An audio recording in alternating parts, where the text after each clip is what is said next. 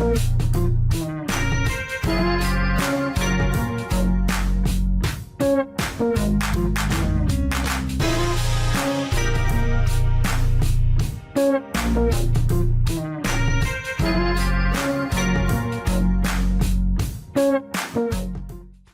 welcome back to Point Black. Man, oh man, do I have a show for you today.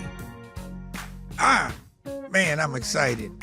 You know, BJ, you know how sometimes you be in church and they sing something and it hits you and you just start feeling good inside. You're like, oh my God. I don't know, man, because a lot of times when I'm listening, somebody off key. Oh, okay. Well, I don't. You need to come to one of them good gospel, good missionary Baptist churches. See you. Really? See, even we all key, we sounding good.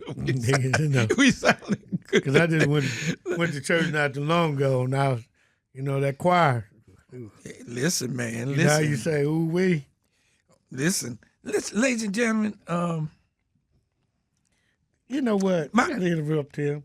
How is he going to start a show off and not even say Happy New Year? Because clean up on aisle 9. Because the first show of the New Year was a repeat. We wasn't in the studio. But this is the real show. This is the real. Oh, well, ladies and gentlemen, BJ the DJ insisting that I say Happy New Year, Merry Christmas, Happy New Year, Happy Kwanzaa, Happy what's the Jewish, whatever it is, happy. Let's do it that way. But no, ladies and gentlemen, I got a show for you today. The inspiration for this show was interesting because I was at an event and we were talking about activists and rappers and artists and stuff, and I mentioned the name Tef Poe. And some of the folks were in there and said, oh, yeah, I've heard of him. But they didn't know much about him. They really didn't know his body of work. And so I said, I want to get him on the show. You're going to learn today about who is Tef Poe and some of his philosophy, some of his background. And I tell you this, BJ, I thought I knew his body of work till I started doing the research and prepping for today's show. And I didn't know, I can't say, ooh, BJ, don't beat me out. But I knew him, but now I know him. And to know him is to love him and to love his work. And so I can say that. So, ladies and gentlemen, I'm going to read something to you because I want to make sure we all get this in. Tef Poe, and it's short I'm going to let him do that, is a critically acclaimed St. Louis rapper. He's an activist. He's a scholar. He's a community organizer who emerged as a central figure in the Ferguson uprising following the 2014 police killing of Mike Brown, and we can even say murder of Mike Brown by the police. He is the co-founder of Hands Up United. He's a Harvard University fellow, an award-winning journalist who bridges hip-hop culture, grassroots organizing, and social justice advocacy.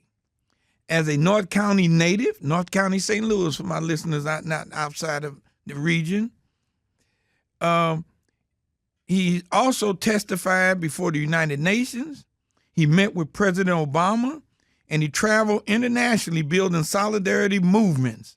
Tef Poe represents a generation of artists using their platform to challenge systematic racism and advocate for Black liberation. Ladies and gentlemen, without any further ado, let me introduce you to my guest today, my brother, Tef Poe.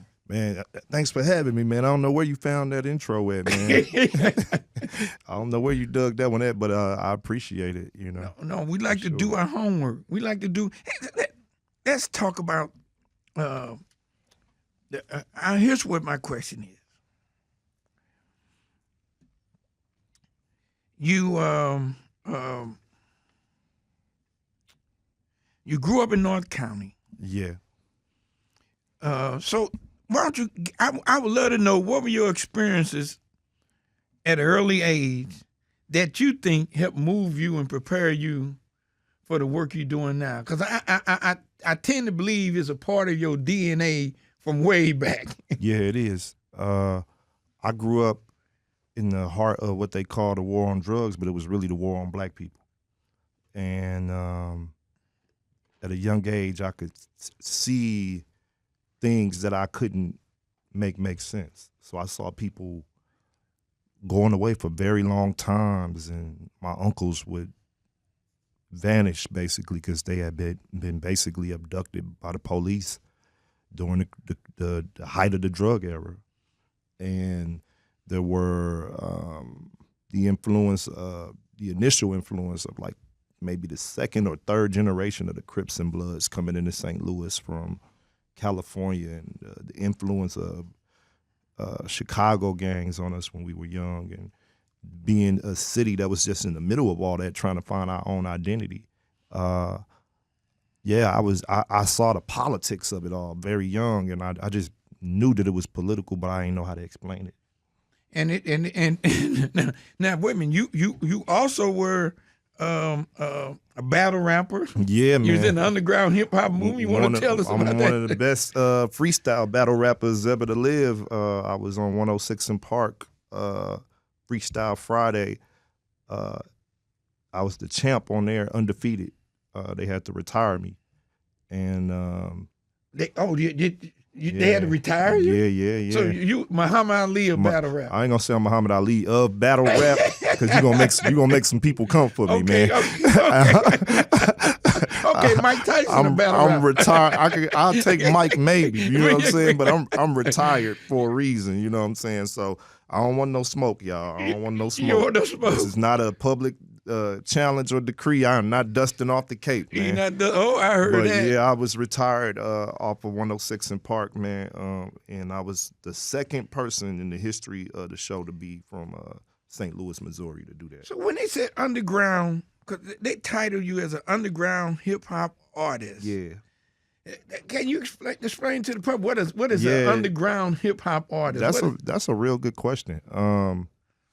Back in the day, we used to think that the word underground was like a negative word because everybody wanted to be on the radio. Everybody wanted to be on the covers of the magazines. Everybody wanted to be at the Grammys. And, you know, you wanted to be the height of what you envision a stereotypical musician to be. Mm-hmm. What I consider an underground person to be is a working class musician, a person that I book my own shows. I manage a lot of my own brand. I determine a lot of my own destiny. I eat a lot of what I hunt. There is no corporation necessarily out here feeding my music to you. I have to figure out ways to get it to you.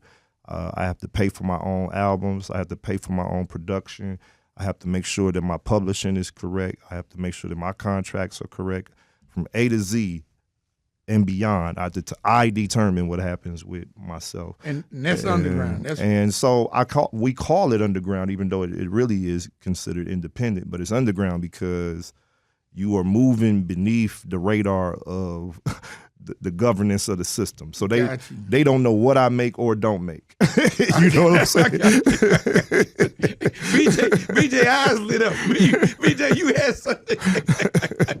BJ, are you underground, BJ?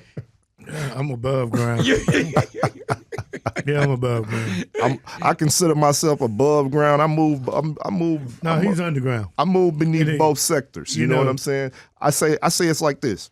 I describe it to be a professional musician like this. Sometimes you get called up to play a two-day contract in the pros. Gotcha. So you might see me around a couple famous rappers, right? You'd be like, "Dang, what are you doing hanging out with them?" Yeah, I got a 2-day contract in the pros real quick. The Lakers called me up. They're going to let me get a couple reps in real quick. But then I got to go back to the underground, which is the G League, semi-pro. Oh, I got you. LeBron James. I got you now. I got you. You know what I'm saying? I got you. So, you. yeah, it worked like that sometimes. Now, I was reading something about your grandmother and some of the work she was doing that was inspirational for you. Why don't you share? Yeah, so my grandmama was a very unusual woman. And my family come out of those Mississippi plantations, migrated north out of Panola, Mississippi. And you find a lot of black folks from the Midwest got family that was down on those plantations particularly. And so, from Memphis on up to St. Louis, Detroit, even in Chicago, Milwaukee, but St. Louis is where my particular branch of the family stopped. A lot of my family, and they don't be really want me to talk about it. They be like, man, just tell your story. It's enough heat on you. You just tell your story. But, my grandmother was one of them women who she worked at a factory where she crossed the line when they didn't want her to cross the line. When the white folks was harboring the jobs, she was one of the first black women to go up in there and work against the will of, at that time, the labor unions, honestly. And she was organizing women in that space to go in there and work.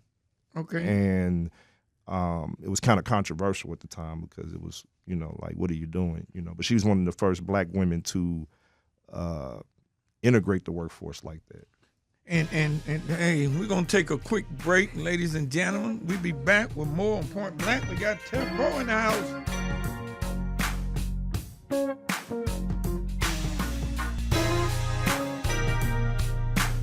And we are back. Ladies and gentlemen, we got Tempo in the house. Man. In the house. The off-air shenanigans of this show. They need a second show for the behind the scenes. Hey, listen, don't tell us, ladies and gentlemen, he was just kidding. No secrets. We are perfect gentlemen when we're not on the air, and that's a lie. But moving on.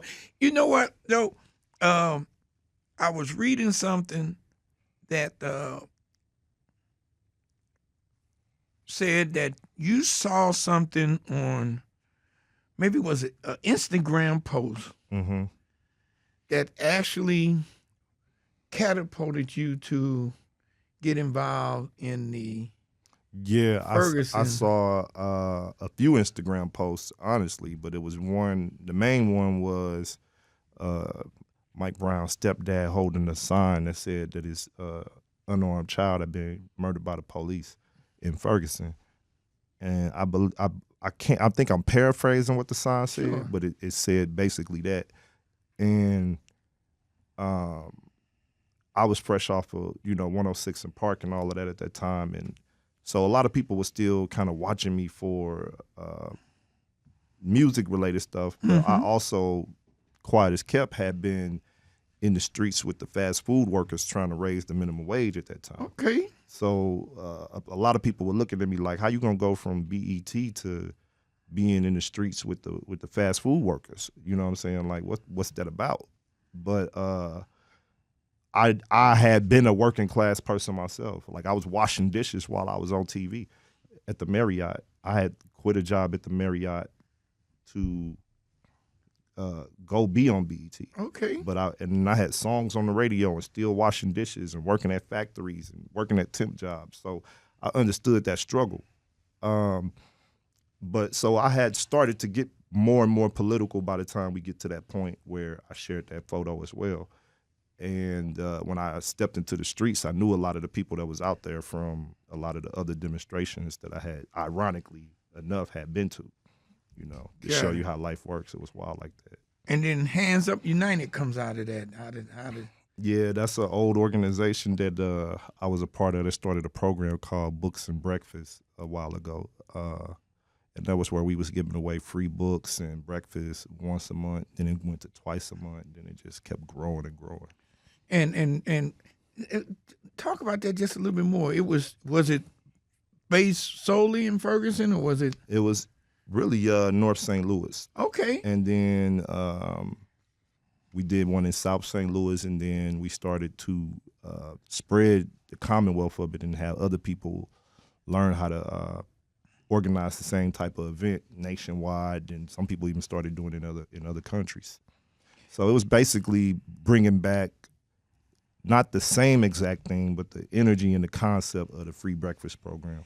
And so there was a phrase that was they gave you credit for, and Oh yeah, that so it's you know where I'm going. Yeah, I know where you're going, man. I almost got crucified over this one, and I didn't realize it was a big deal. I said, this ain't your grandparents or your grandmother's civil rights movement, your grandfather's civil rights movement, and when I said that, what I was talking about was the fact that the respectability of how we look. Like even me sitting here right now, I'm a full-blown Harvard scholar, but I got top and bottom gold grill in. You know what I'm saying? So it's like the image of the next wave of the guys wasn't gonna look like it looked previously. You know what I'm saying? Gotcha. And they took it as you was throwing the gauntlet down on I mean, I'm talking about some civil rights activists. Some big dogs too, man. You know what I'm saying? They came at you. Some big ones came at me, man. Courtney, he said because when I read, I said, okay, he said this is not gonna be your grandparents' civil rights movement. We're gonna be different. And I saw it. I can imagine some of the pushback you got. I'm talking about from some legends, man. And people I respect, you know, ironically enough, but they didn't receive it the right way. Because also the media. Was it like me and Pruitt stuck in our ways? Yeah, we had not to cut you off, Tim, we had a younger person in the studio once. This was years ago when I was on the Bosley show, guest, and BJ was behind the thing, and we had a young lady they was training, and we were talking, and she said, the problem with you are y'all stuck. Oh, man. She said we was stuck. Man. And we said, what you mean stuck? She just said, and don't worry, Courtney agrees with that, but that's why he ain't on the show today. That's why. And so when you said so I mean, but in some ways, it is a difference. You want to talk about that? Because I you know. I mean, you gotta. It would be ahistorical to act like the civil rights movement and the Black Power movement and so forth and so forth. Each decade of Black liberation quest in the country is different. So you know, from Malcolm to Martin to the Panthers to the Freedom Fighters to the Freedom Rides, all the way up to Asada and the BLA.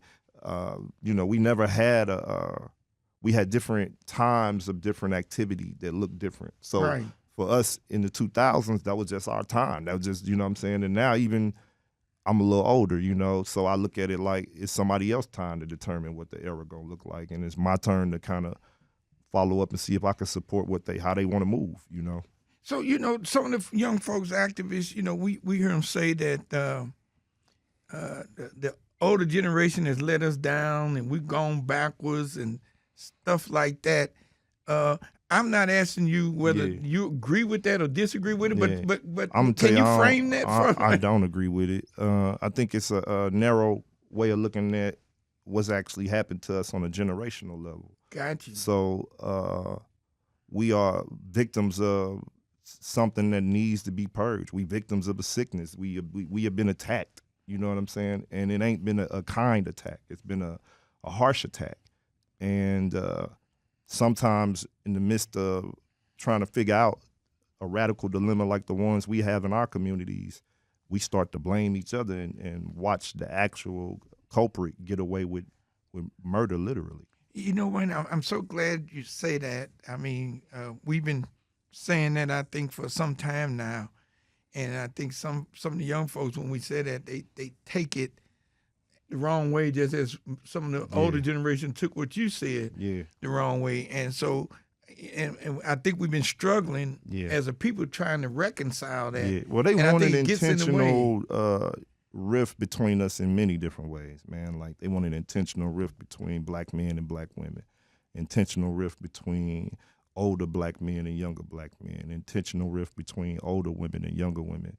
When you got that type of energy in the village, you can't never figure out what to do you can't turn the village into a nation. Right. You know, so that I'm aware that that's the level of what's going on. That's the real conspiracy to me.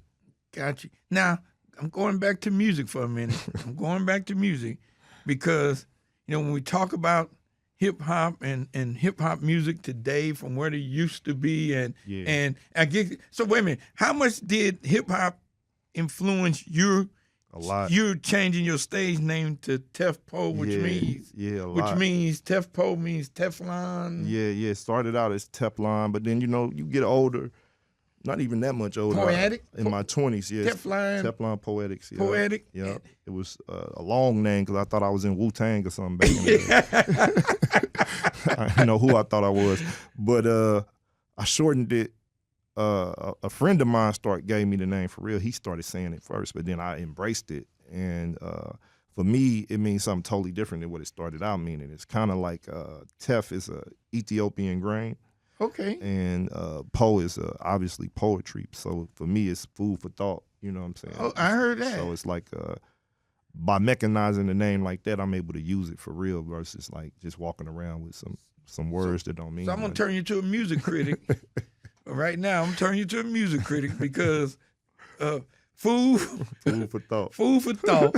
Do you consider the hip hop we're hearing now food for thought, or is it? I mean, it all. Not to put you at odds with the. Nah, man. Yeah. I think it all depends, man. I think nowadays you got a lot of generic everything coming out, not just music. You know, people making fake everything nowadays. You can get your hands on anything fake, you can get it. So, music, unfortunately, is no different. And I look at it like we taking the science of sound and putting it together and packaging it for money. That's an unnatural occurrence anyway. Gotcha. You know, God ain't make music for us to turn it into a product, no way.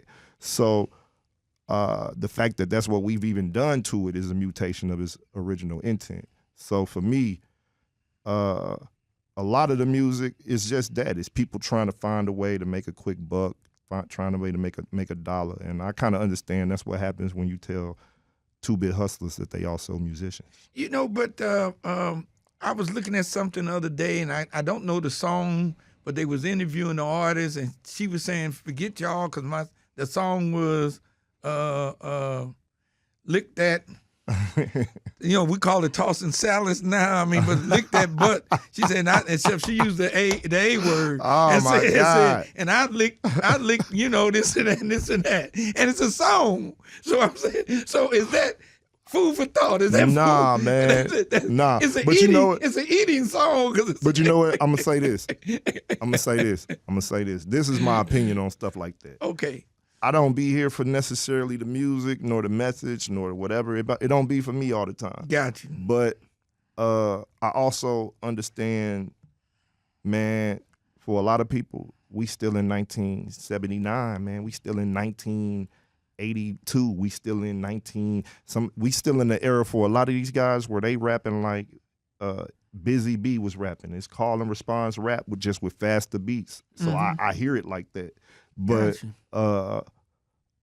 On the other side of it is, I think that for the ones that's coming from St. Louis, like, you know, the Sexy Reds and all those people in that kind of lane of music, the other side of the coin is how many people they starting to be able to take care of out here in a real way.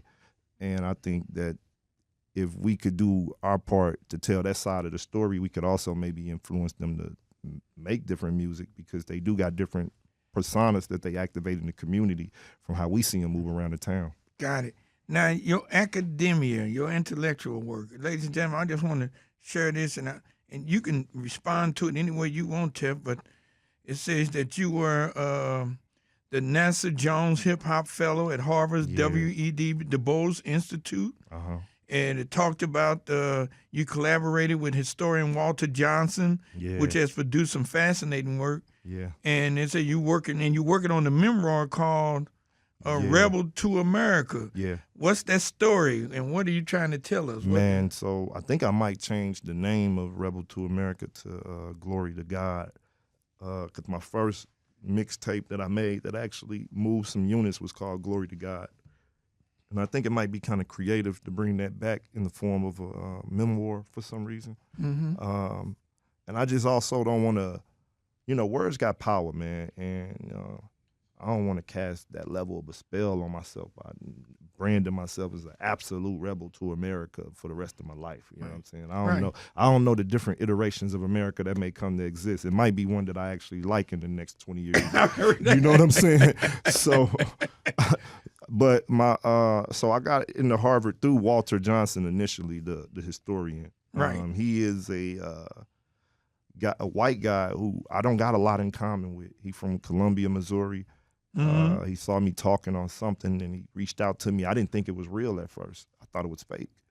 And then we started reaching, we talked and started to develop a relationship, and he brought me out there to do one event and I came out there to do another, and then he offered me a chance to get the American Democracy Fellowship, which is the first one I got at Harvard. Okay. So when I got the American Democracy Fellowship, I did what any St. Louis person gonna do. I got out there and started turning stones over and hustling, and I got another fellowship. Now the second one I got was the Nazir Jones, and that's the one that was rooted in hip hop. It's crazy because it's harder to get the American Democracy, in my opinion, but when I got the hip hop one, that's when everybody was like, "Oh, you doing something?" I'm like, it was harder to get the first one. But that's how it works. So I got to meet Nas, the rapper, right, and that's who Nazir Jones is. I came in under kind of studying his work, and his namesake was associated with the fellowship, and I met Skip, the guy that do the DNA search and all that. He was the head of my department, so I saw Skip all the time. He used to give me a lot of game on how to move through the world of business as a black man. So yeah, that was interesting. And then now this international stuff, I got to get back to this, man, because it says that you served as the cultural ambassador to Jordan. Yeah. Now, how does hip hop move the international? Let's talk about it. Unbelievable, man. Sometimes you just gotta trust God. If I could tell anybody out there listening that's on a journey in life, and you trying to just use who you are to have a positive effect on the world, sometimes you just gotta trust God and just let the dominoes fall how they fall. But so if the Harvard appointment kind of set me up to work for the State Department, and they found out I was there through my record label at the time, which was Tommy Boy Records. And my record label said, hey, the State Department is looking for somebody that could go overseas and teach hip hop. And the state, wait a minute, what that Obama was president? Well, at that time, Trump was president. Trump was president? Wait a minute, hold on, wait a minute. It was during the first. Ladies and gentlemen, hit the brakes. It was during the first Trump administration. Oh man, that's amazing. So you wait a minute, I want to make sure I get this right. Yeah. You were the cultural ambassador to Jordan. Yeah. So United States State Department gave you that. So let me and this explain. was under the Trump. This was Trump. It wasn't. Let me explain how it works, so you don't think I was in there with Trump. No. We know better than that. We just surprised that the DEI Trump now. Yeah. We even allow his people to think like that back then. I think they might even shut that program down now. But what it was it was a music program that would take.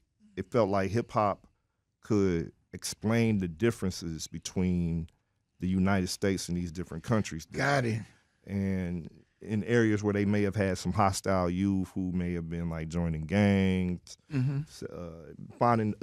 getting distracted by whatever the woes of the society was over there. We went in as teachers, counselors. So I taught them like the whole, and you can imagine being in the Middle East, they don't know nothing about New York, St. Louis, none of this. Right. So I taught them the whole history of hip hop from A to Z. They never heard it. I went from Africa Bambaataa all the way up to Pac and Biggie, Dolphin, Yo Gotti, all the way down to St. Louis and Nelly. I told them a lot. Now, ladies and gentlemen, I'm gonna get them on the air. I'm gonna twist his arm on there. We had to come back and do a show and teach us about hip hop. We gotta do a show one day, on the whole. Man. I'd like to hear that. That would be fantastic. But yeah, so in the crazy turn of events, the government figured out that they could use this stuff for conflict resolution. So that's what we were over there kind of doing was just, working with the youth. Did it work? For sure. I mean, some of these kids come from refugee camps and will walk to class every day. They never experienced nothing like this. And people like myself normally don't have these jobs. You feel me? Right. So it's like, not only do I come from the background of having the information, but I also come from the background of being rarely authentic as I am. So they, it was just a different type of thing. So do you think that can happen now with the kids in, say, St. Louis or New York or whatever? For sure. I think it's a lot of programs like that going on. And I think the challenge in the States is they don't want to fund us to fix the problem. Got you. You feel me? So like a lot of the initiatives that we are doing is just us using our common sense and fortitude to go into the. So as Black people, why can't we find a way to raise the funds and make that happen? If it's taking kids in Jordan and in the Middle East and out of refugee camps, and it's changing their look and how they deal with each other from a violence and all the other stuff, and it's working. See, what gets me, and those are people of color. Folks don't understand that if, when we pop you up over there, it's like looking in the mirror. They don't. So I'm just trying to figure out why can't we do that here? I think it can work here, but I think the uniqueness of the challenge here is we really got to be ready to listen to the youth.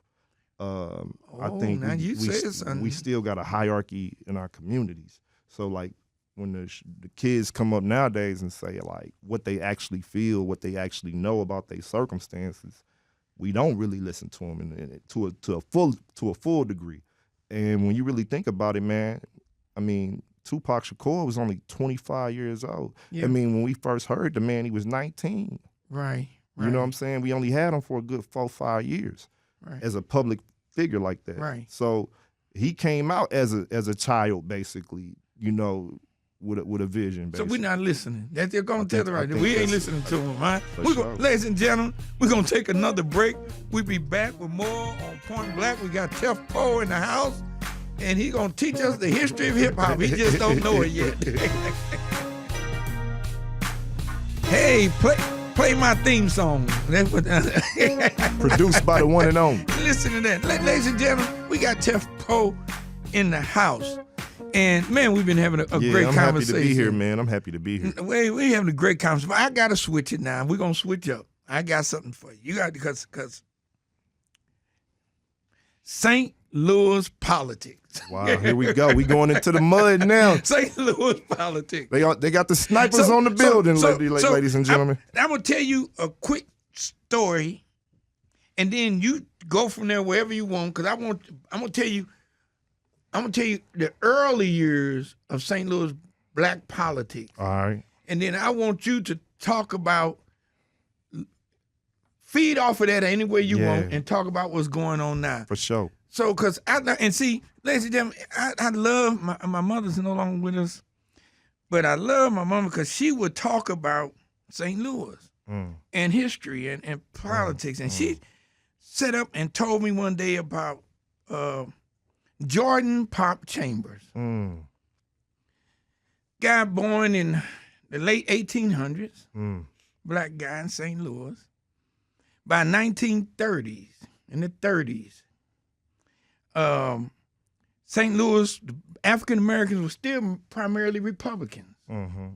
This guy Jordan became the first black member of the Democratic Central Committee in the city of St. Louis. He led the 19th Ward. And back then, he guided his flock, people in his ward, and moved them from voting Republican to Democrat. He broke down his ward into these precincts and had these precinct captains, and they worked like a machine. Now, he had some leverage because back then the patronage system was how you got jobs in city government.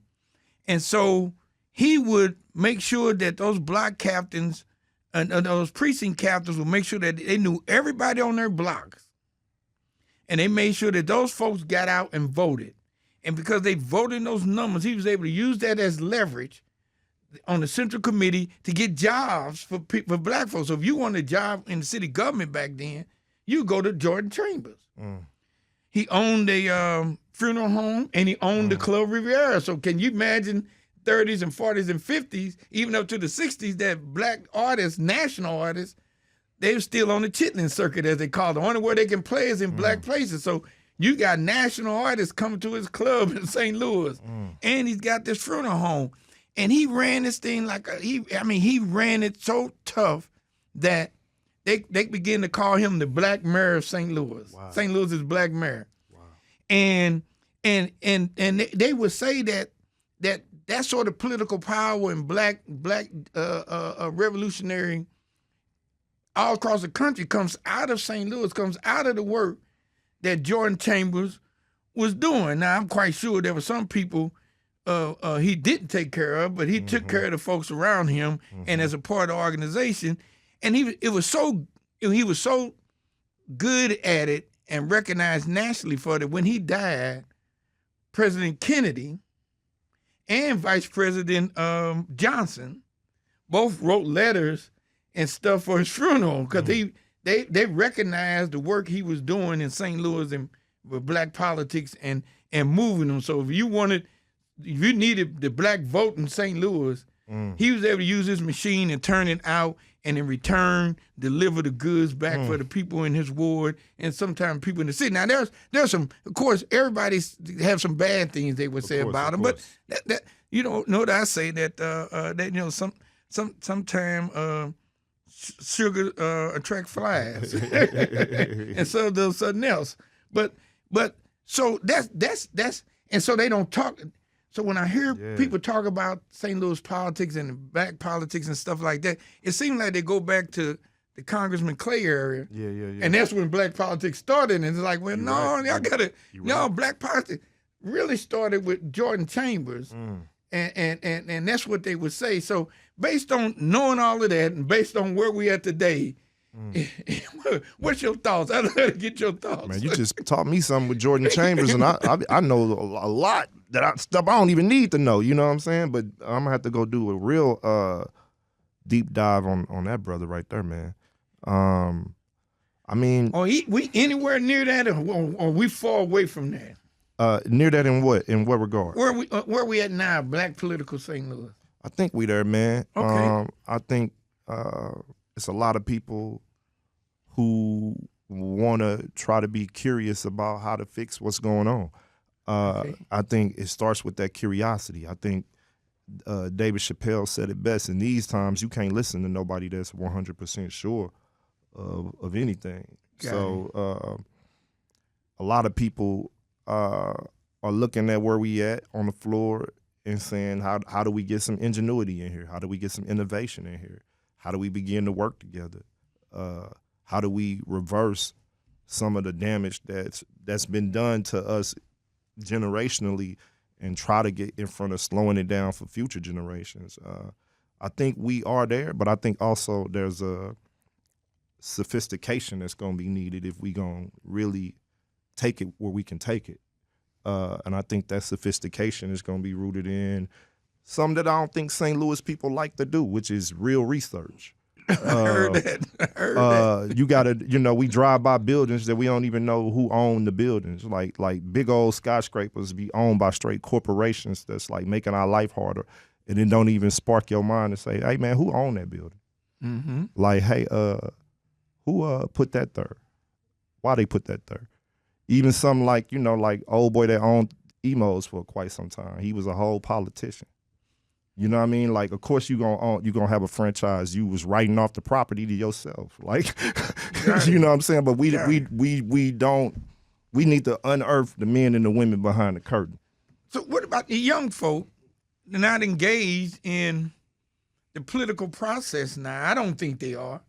Am I wrong? Or am I right or wrong? I mean, I think we have had a lot of elections, and you know better than me, that have been, they've been elections, but they also been like mass distractions. You know what I'm saying? Like, gotcha. I think political education is needed. That's what we got to get back to, like using these platforms to really educate our people, be they young or old. Like even in Ferguson, we talk about the youth, but in Ferguson, Bob McCullough was an issue of older people. You know what I'm saying? Like my mama and them didn't vote out Bob McCullough. You know what I'm saying? Okay. He had been there for almost 30 years. Right. So it was like, for me, what does that tell us? It's a community issue. It ain't necessarily like we not talking across generational lines. You know what I'm saying? Like, because when we are, things happen. So when we did start talking across generational lines, what happened? Tables get flipped, seats get flipped, different people get unelected that was once elected. So I think it's a broader conversation. It's a broader How do we start that conversation? How would you suggest? I'm not going to put it all on your lap, but I mean, it'd be interesting to hear what your take is on that. I mean, for real, grown people can't be afraid to be grown people. I think we have a lot of prolonged adolescence. and I heard that. And I think it's just time to realize where we at in the spectrum of things as adults who want better. We can't hope on a start that it's gonna happen. We got to do the work, and a lot of it's gonna be begrudging work. You know what I'm saying? But working out to lose weight don't feel good. You feel me? I heard that. Getting something unhealthy up off you don't always feel good, but that don't mean that the final process ain't good for you. When you say grown folks and adolescents, it reminds me, BJ, we are stuck, BJ. Ladies and gentlemen, that's going to wrap us up. Yeah. We had Tef in the house. Man, thanks for having me. Thanks, man. Man. Great wisdom. I got to come back, man. Yeah, we're going to get you back. That is it. We'll see you next time. Thank you for joining us on Point Black.